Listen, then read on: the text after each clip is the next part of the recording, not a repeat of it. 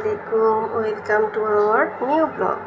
আজকে আমি রান্না করব চাইনিজ সবজি, আর সেটা হয়তো একটু ভিন্ন ধরনের। ফার্স্টে আমি তেলটা দিয়েছি,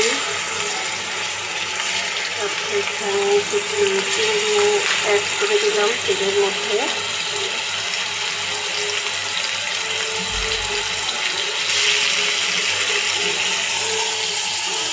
এটাকে এখন নেড়ে চেড়ে একটু ভাজা ভাজা করে নিব। এই রেসিপিটা কিন্তু অনেক সহজ। এটা আমরা দেখা যায় রেস্টুরেন্টে অনেক টাকা দিয়ে খাই, বাট বাসায় একটু এটা এর চেয়ে সহজ রেসিপি আমার মনে হয় না কিছু আছে। ডিম ভাজি যেমন সহজ, এই চাইনিজ সবজিটাও রান্না করা অতটাই সহজ, বাট আমরা চেষ্টা করি না, আমরা বাহির থেকেই কিনে খাই। বাসায় একটা যেরকম হেলদি আমরা চেষ্টা করবো বাসায় রান্না করে খাওয়া। আর আজকে আমি আপনাদের দেখাবো খুবই সহজে আর কি এই রান্নাটা। চিংড়ি মাছটার মধ্যে আমরা কী করবো, সামান্য একটু লবণ দিয়ে দিব, দিয়ে এটাকে লাল লাল করে ভেজে নিব।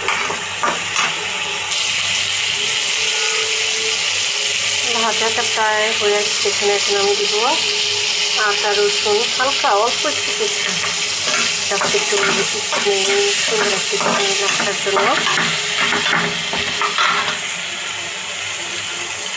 এরপরে এখানে আমি দারচিনি, এলাচ আর তেজপাতাটা অ্যাড করে দিব।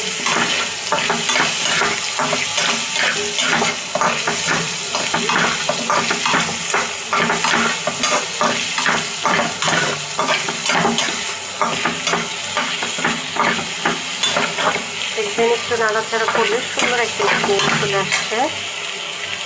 আর এখানে কিন্তু আমি একদম তেলের পরিমাণটা কম দিয়েছি। আমার যারা রান্নার রেসিপি দেখেন সবাই জানে আমি তেলটা একটু কম খাই, যার কারণে একটু তেলের পরিমাণটা কম দিই। দেখেন ভেজে আসছে। এখন এর মধ্যে আমি কী করবো, সবজিটা অ্যাড করে দিব। এখানে আমি নিয়েছি দেখেন গাজর, এটা কী বলে বরবটি, আর হচ্ছে পেঁপে। এটাকে এখন আমি নাড়া দেবো, নাড়া করে নেব। আর এখানে যে পেঁয়াজ প্লাস স্লাইস করে কাটা পেঁয়াজ দিয়ে দিলাম। আর আমি এখানে ঝালের পরিমাণটা অনেকটাই কম দিব, এখানে একটু পরিমাণ ঝাল মরিচ দিচ্ছি, আমি 5টা মরিচ দিয়েছি এখানে।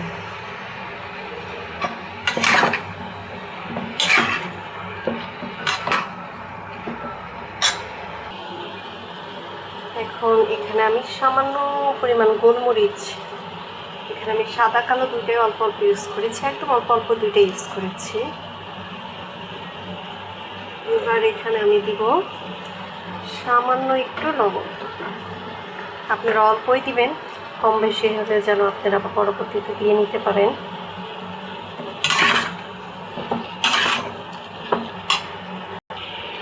আমি একটু ধনিয়া গুঁড়াটাও এখানে মিক্স করে দিচ্ছি অল্প করে। এখানে কিছুই বেশি পরিমাণ দেওয়া যাবে না, অল্প করেই দিয়েছি। এখন এটাকে আমি এইভাবে রেস্টে রাখবো 2 থেকে 3 মিনিট।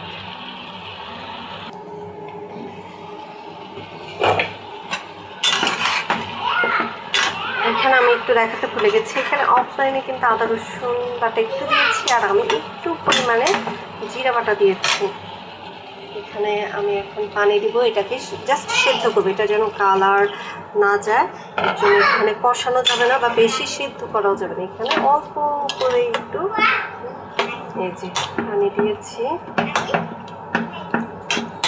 আমার তো ইনফারেন্টার আপনারা জানেন, তো এখানে পানিটা একটু কম শুকায়, তো আর কি ওয়েট দেরি হয়, ততক্ষণ আমার সবজি সিদ্ধ হয়ে যায়, যার কারণে আমি হাই টেম্পারেচারে পানি একটু অল্প দিয়েছি।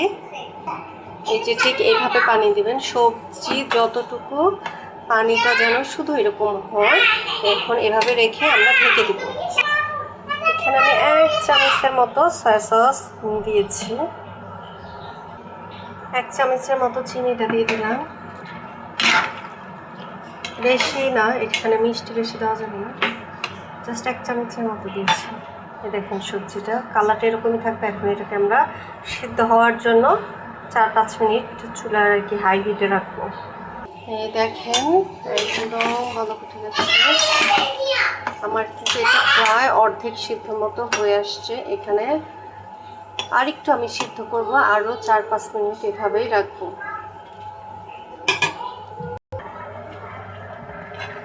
এখানে আমাদের 80% সিদ্ধ হয়ে গেছে। এখন এর সাথে আমরা কর্নফ্লাওয়ার মিক্স করবো। এখানে পুরোটা একবার ঢেলে দিলে হবে না। এই যে আমি কর্নফ্লাওয়ারটা এখানে গুলে নিয়েছি। প্রথমে হাফ, আপনারা চেষ্টা করবেন অল্প অল্প করে দেওয়ার। অল্প অল্প করে দিলে আস্তে আস্তে গুলে আর কি সুন্দর একটা আসে। আর যখন আপনি একবারে ঢেলে দেবেন, যতই পানি দিয়ে গুলায় দেন তারপরও দেখা যায় যে দলা ধরে যায়। অল্প হোক আর বেশি হোক আপনারা চেষ্টা করবেন 1 থেকে 2 বার সুন্দর করে দেওয়ার, যাতে জানি এটা ভালোভাবে মিক্স হয়। আমি এখানে 2 বার দিয়েছি। এখানে অল্প করে 1.5 চামচের মতো আমি কর্নফ্লাওয়ার গুলেছিলাম, কারণ আমি অত একটা আঠালো পছন্দ করি না, যার কারণে আমি একটু ঝোল ঝোল একটু পানি পানি রাখবো। যে দেখেন কর্নফ্লাওয়ারটা দেওয়ার পরে কালারটা কত সুন্দর আসছে। একটু আগে ছিল একরকম আর এখন হয়েছে একরকম। এভাবে আমরা আরও 2 মিনিট রান্না করব।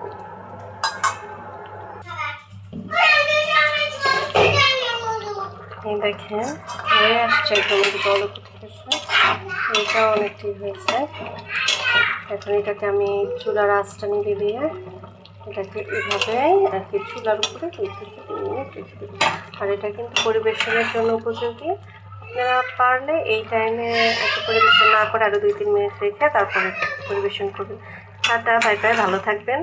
আর আমার পেজটা সবাই অবশ্যই সাবস্ক্রাইব করবেন, লাইক করবেন, কমেন্টস করবেন। যদি কোনো কিছু ভুল হয়ে থাকে অবশ্যই কমেন্টস করে আমাকে জানাবেন।